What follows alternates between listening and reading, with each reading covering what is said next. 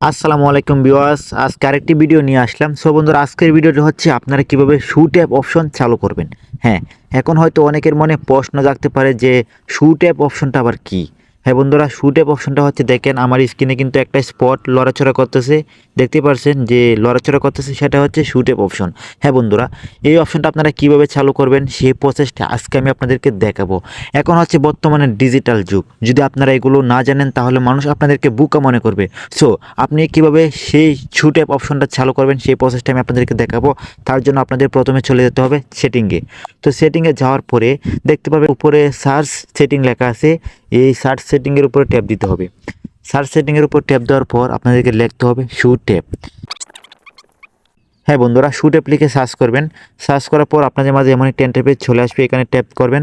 এখানে ট্যাপ করার পরে আপনাদের যে শু ট্যাব সেই অপশনটা কিন্তু একটু নিচে আসলে পাবেন। সো বন্ধুরা দেখেন, ফাইনালি সেই অপশনটা পেয়ে গেছি, শু ট্যাব লেখা। এটা কিন্তু আমি অন করে রেখেছি। অন করে রেখেছি বলে কিন্তু এখন এই যে আমার স্ক্রিনটা লড়াছড়া করতেছে। এই দেখেন একটা স্ক্রিনের উপর একটা স্পট পড়তেছে।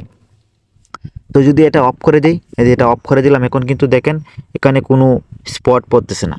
আর যদি অন করে দিই তাহলে দেখেন এখানে কিন্তু একটা স্পট পড়তেছে, মানে আমার হাতটার সাথে সাথে একটা স্পট লাড়াচাড়া করতেছে। আর যদি সেটা অফ করে দিই, অফ করে দিলে কিন্তু কোনো স্পট পড়তেছে না। সো বন্ধুরা, এই হচ্ছে আজকের ভিডিও। আশা করি ভিডিওটি আপনাদের কাছে অনেক ভালো লাগবে। তো সবাই আমার চ্যানেলটাকে সাবস্ক্রাইব করে পাশে থাকবেন। এই চ্যানেলে নতুন নতুন ভিডিও আপলোড করা হয়, সবাই আপনারা ভিডিওগুলো দেখবেন। ওকে বন্ধুরা, সবাই ভালো থাকেন, সুস্থ থাকেন।